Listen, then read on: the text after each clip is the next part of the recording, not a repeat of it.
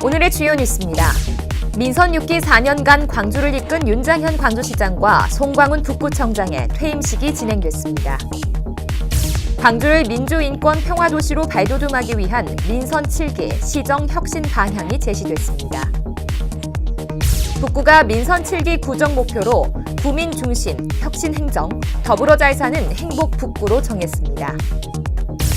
동구가 예비 창업자와 소상공인들을 지원하기 위해 다양한 교육을 실시합니다. 한국토지주택공사 광주 전남본부가 오는 7월 9일부터 13일까지 동구 용산지구 국민임대주택 입주 청약을 접수받습니다. 여러분 안녕하십니까? KCTV 뉴스입니다. 민선 7기를 앞두고 민선 6기 4년간 광주를 이끈 단체장들의 퇴임식이 이어졌습니다. 윤장현 광주시장은 6월 29일 국립 5.18 민주묘지 등을 참배하고 시청 앞 기념식수동산에서 기념식수를 한 후 3층 대회의실에서 열린 이임식에서 지난 4년 광주시정을 위해 함께 일한 공직자들에게 감사 인사를 전했습니다. 민선 6기 성과로는 광주학예 유대회와 비정규직의 정규직화, 광주형 일자리 등을 꼽았고 아쉬운 점으로는 모든 분야에서 변화를 이끌었지만 이를 지속할 수 있는 시스템 혁신은 부족했다고 말했습니다.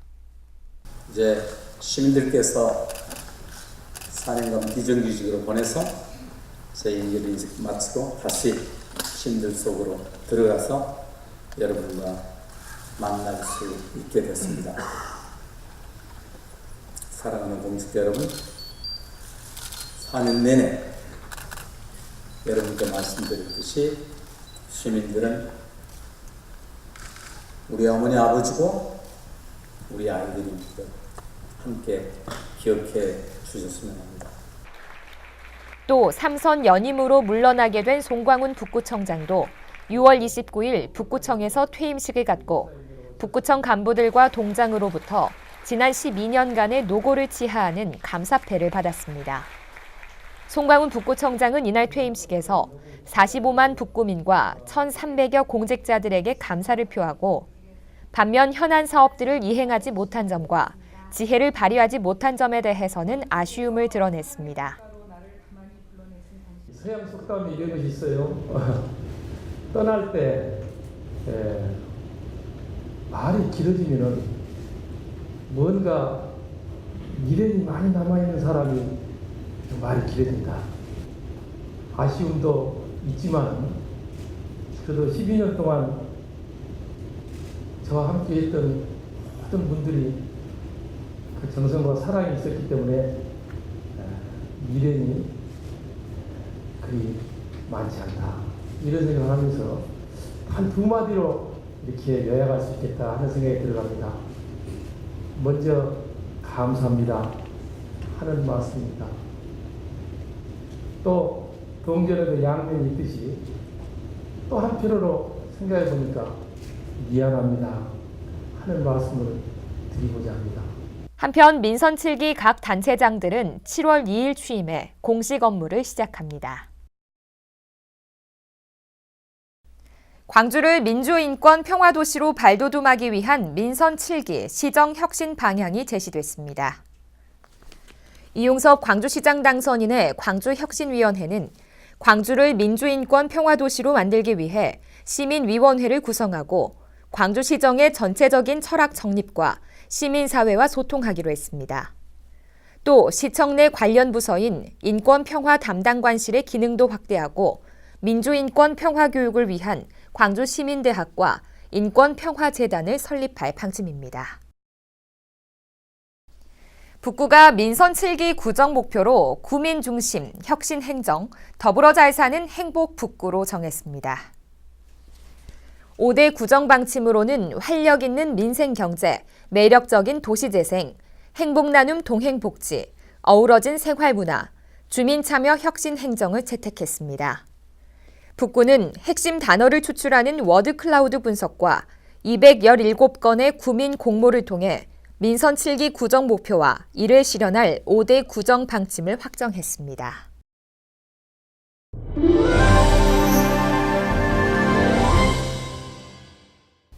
오성수의 뉴스 분석 광주매일신문 오성수 편집국장님 자리하셨습니다. 어서 오십시오. 예, 안녕하세요. 네, 오늘 첫 번째로 다룰 소식 광주공항과 무안공항 통합설입니다. 이 두 공항의 통합이 좀 빨라질 것 같다라는 이야기들이 많이 나오고 있는데요. 이용섭 광주시장 당선인 측에 공식 언급이 계기가 됐습니다. 어떤 내용인가요? 네, 사실 광주의 최대 현안 중 하나가 광주공항 이전이잖아요. 네. 예, 그런데 이 광주공항은 잘 아시는 것처럼 민간 부문과 군공항 부문 이렇게 두 개의 공항으로 이루어져 있습니다. 네. 그런데 이용섭 광주시장 당선인 측의 어떤 광주혁신위원회가 최근 공식 브리핑을 가졌는데요. 네. 이 자리에서 광주공항의 민간공항 부문을 아무런 조건 없이 무안공항으로 이전하겠다 이렇게 밝혔습니다. 네. 사실 이와 같은 내용은 처음 나온 얘기는 물론 아닙니다. 네. 올해 초 윤장현 현 광주시장이 이 같은 문제를 제안을 했고 또 이용섭 광주시장 당선인자도 이처럼 공식 언급을 하면서 앞으로 이 광주공항의 어떤 민간 부문과 무안공항의 어떤 통합이 좀 빨라지지 않을까 하는 전망이 좀 제기되고 있습니다. 네, 그러면 좀 상당히 시기가 앞당겨지지 않을까 싶은데요. 구체적인 이전 시기에 대한 언급은 없었나요? 네, 아직 구체적인 이전 시기나 이런 것에 대해서는 이제 얘기가 아직은 없습니다. 네. 다만 이제 현재 광주시의 의뢰로 해서 지난 1월부터 광주 전남 연구원이 이 광주 무안공항의 어떤 통합 시기에 대한 연구를 지금 하고 있습니다. 네. 그래서 이 아마 연구가 이제 뭐 공청회도 할 것이고 전문가들의 의견도 다양하게 들어봐서 이 개선 방안 등에 대한 결과가 아마 오늘 7월 빠르면 7월 아니면 네. 8월경에 나오지 않을까 이렇게 예정이 되어 있습니다. 네, 이 같은 광주시의 계획에 전라남도는 현재 어떤 입장인가요? 네, 사실 이 광주공항의 이전은 어떻게 전라남도의 입장과 굉장히 밀접하거든요. 네. 전라남도도 수긍해야 되는데 일단 전라남도와 또 무안공항이 위치한 무안구는 대대적인 환영 입장입니다. 네.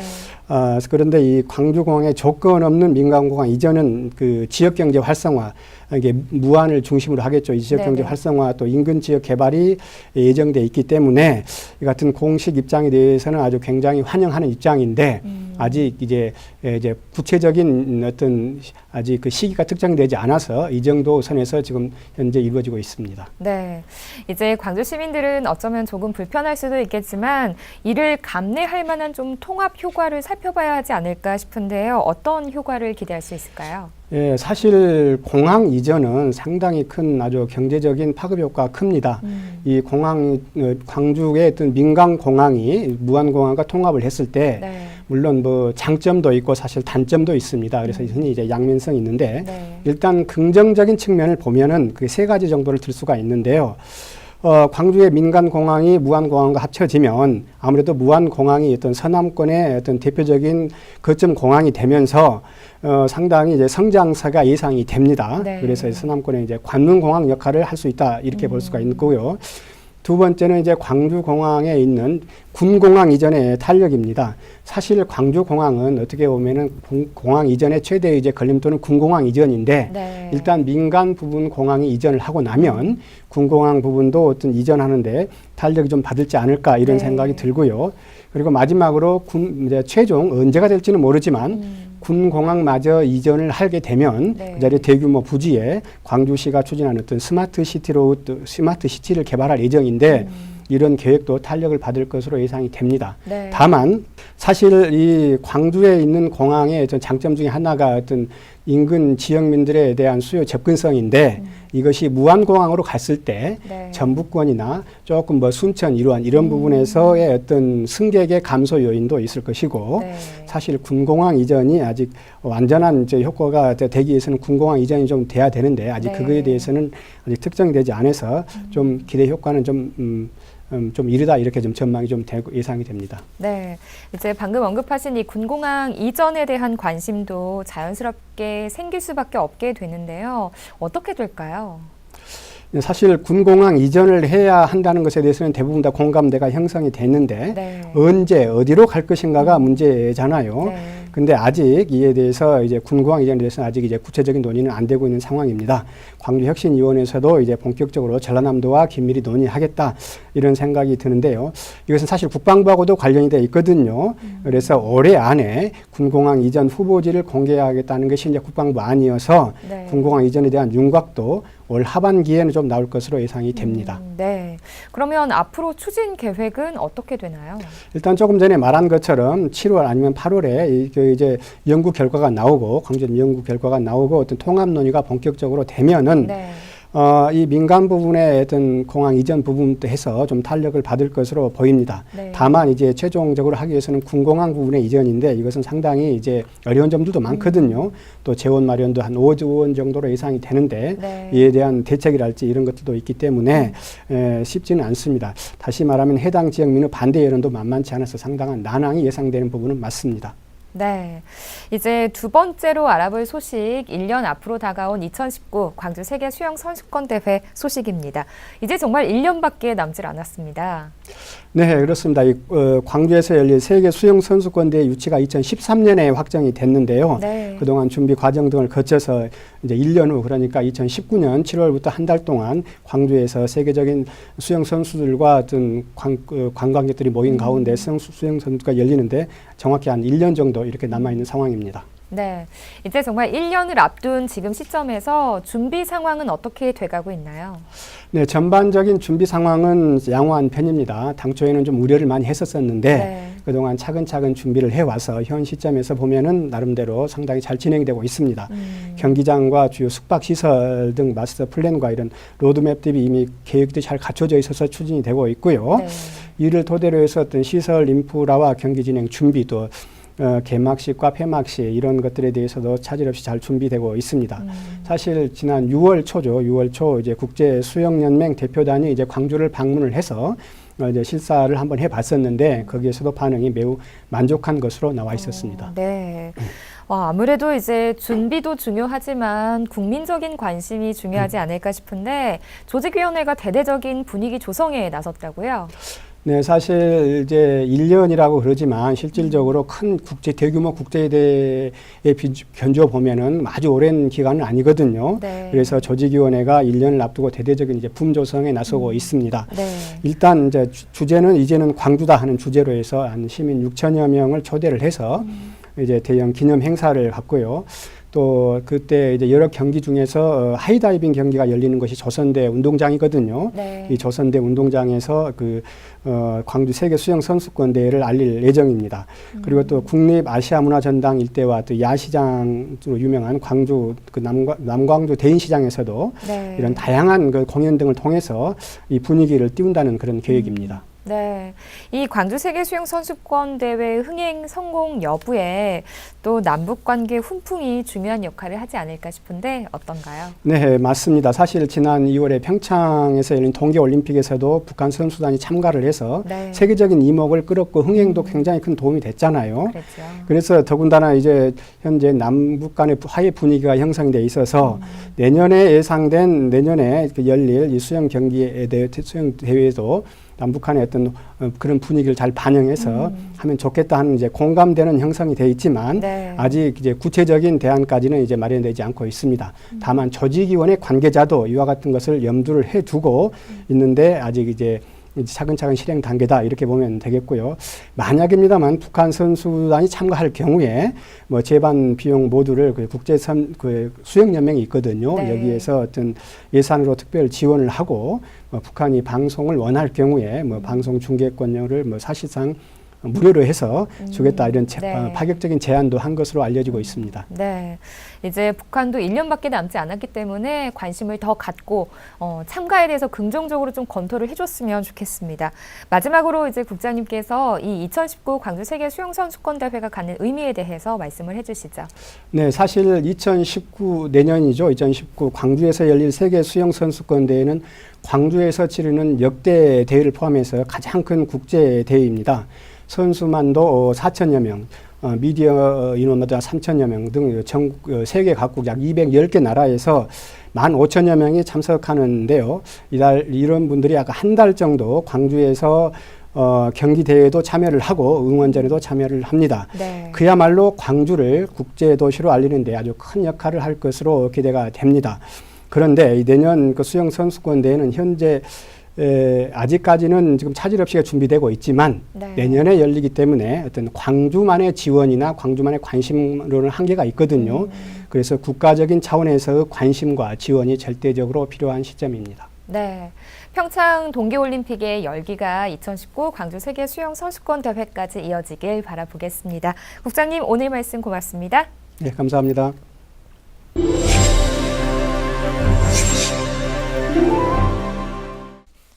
5.18 진상규명과 관련된 각종 제보를 접수하고 총괄하는 5.18 진상규명 통합신고센터가 운영에 들어갔습니다.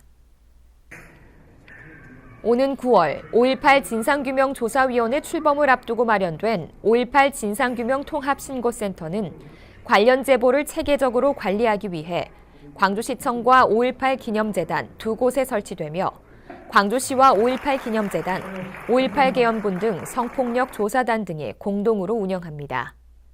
접수된 내용들 중 5.18 행방불명자와 헬기 사격, 집단 발포, 암매장 등 5.18 진상규명과 관련된 내용은 광주시와 5.18 기념재단이 맡고 여성 가혹행위 피해자 등 여성 관련 피해 신고는 성폭력 공동조사단이 맡아 제보를 관리하게 됩니다. 저희 KCTV 광주방송이 미래 신산업 분야로 추진해온 스마트 에너지 사업 서비스를 본격적으로 시작했습니다. KCTV 광주방송은 지난 4월 한국 CNT와 협약을 체결한 이후 구축을 진행해 ESS, 즉 에너지 저장 장치의 준공식을 지난 27일 한국 CNT 포항 공장에서 갖고 본격적인 스마트 에너지 서비스에 들어갔습니다. ESS는 우리가 평소 전기 요금이 싼 경부화 시간대에 필요 전기를 우리가 충전을 해서 전기 요금이 비싼 최대 부하 시간에 충전 에너지를 사용하는 아주 효율적이고 경제적인 그런 시스템이라고 생각을 합니다. 그래서 이번 설비를 함으로써 우리 회사에서는 연간 약 10억 원 정도의 전기요금을 절감할 수 있는 그런 기대가 있다고 봐집니다. 이번 ESS 구축으로 한국 CNT 포항 공장은 15년간 총 73억여 원의 전기요금 절감과 생산 과정에 필요한 안정적인 전기 공급을 확보할 수 있게 됐으며 KCTV 광주방송은 이번 사업을 모델로 전기 사용량이 많은 지역의 산업용 고객을 대상으로 ESS 사업 영역을 확장해 나갈 계획입니다. 전기 기본료부터 그다음에 최대 부하 시간에 방출을 함으로써 원가가 싼 경부하 시간에 축전을 해서 가장 비싼 최대 부하 시간에 싼 전력요금을 비싼 시간에 씀으로써 그런 부분에 전기에 대한 절감 효과가 상당히 크다고 할 수 있겠죠. 또 정부가 공공기관을 대상으로 추진하고 있는 ESS 의무 도입 사업에도 적극 참여하는 한편 케이블 TV를 기반으로 한 지역 네트워크를 토대로 가정용 에너지 시장에도 진출해 스마트 에너지 사업을 더욱 확대해 나갈 방침입니다.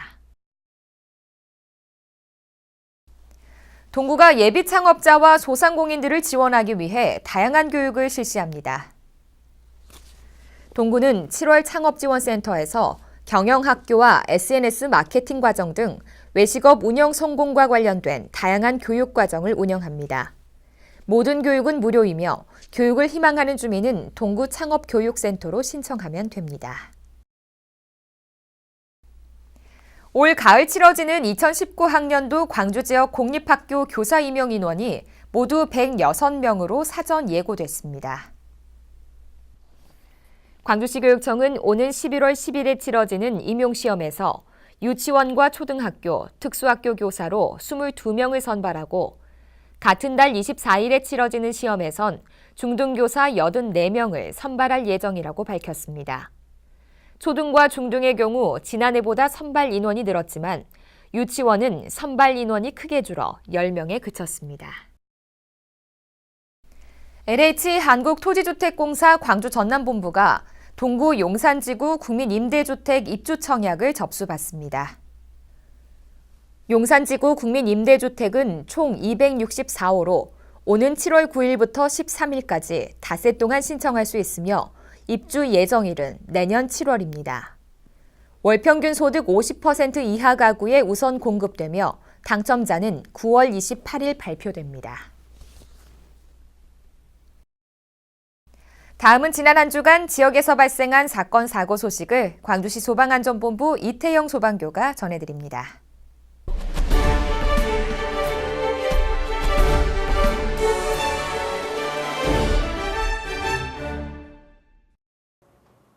한 주간의 사건, 사고와 광주 소방 소식을 알아보는 광주광역시 소방안전본부의 이태영입니다. 먼저 한 주간 발생한 사건, 사고 통계입니다. 지난주 광주 지역에서 발생한 화재는 총 14건으로 4,200만 원의 재산 피해가 발생했으며 121건의 구조 현장에서 81명을 구조하고 954명을 응급처치 후 병원으로 이송했습니다. 20일 오후 4시 3분쯤 버리 소화기 끝나고 버리대를 태우다 남은 불씨가 인근 비닐하우스로 번지는 사고가 발생했습니다. 이날 화재로 다친 사람은 없었지만 비닐하우스 등 33제곱미터가 소실됐습니다. 광산소방서는 소방차 접근이 쉽지 않아 출동한 소방대원이 소방호스를 길게 펼쳐 화재를 진압했다고 설명했습니다. 22일 오전 0시 6분쯤 서구 마르동에 있는 한 음식점에서 발생한 화재 사고입니다. 음식점 1층 계단에 놓여있던 숯불이 종이에 착화되면서 화재가 발생한 겁니다. 화재가 초기에 진화돼 다친 사람은 없었지만 건물 일부가 그을음 피해를 입었습니다. 건물 위로 시커먼 연기가 피어오르고 소방대원들의 움직임이 분주합니다. 토요일인 23일 새벽 4시 15분쯤 광산구 도촌동의 한 공장에서 원인을 알 수 없는 불이 나 출동한 소방대원에 의해 30분 만에 꺼졌습니다. 화재로 공장 안에 주차된 1톤 화물차와 기계 설비 등이 불에 타 소방서 추산 3,500만 원의 재산 피해를 입었습니다. 광산소방서는 목격자와 주변 CCTV 등을 통해 정확한 화재 경위를 조사하고 있습니다. 16주간의 기본교육과정을 무사히 마친 신규 소방공무원들의 임용식이 시청 3층 비즈니스룸에서 열렸습니다. 지난 3월 5일부터 16주간의 교육과정을 이수한 신임 소방공무원의 임용장 수여식이 지난 25일 광주광역시청 3층 비즈니스룸에서 열렸습니다. 광주소방안전본부는 신임 소방공무원 13명에게 임용장을 전달하고 소방공무원으로서의 첫 발을 내딛게 된 것을 환영했습니다.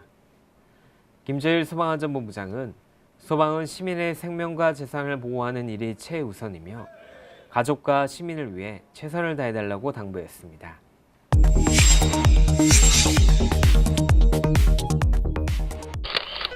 장맛비가 잠시 소강 상태를 보인 지난 28일 북구청 건설과 도로팀 직원들이 도로 침수 예방을 위해 배수 펌프 시설에 고인물을 배출했습니다.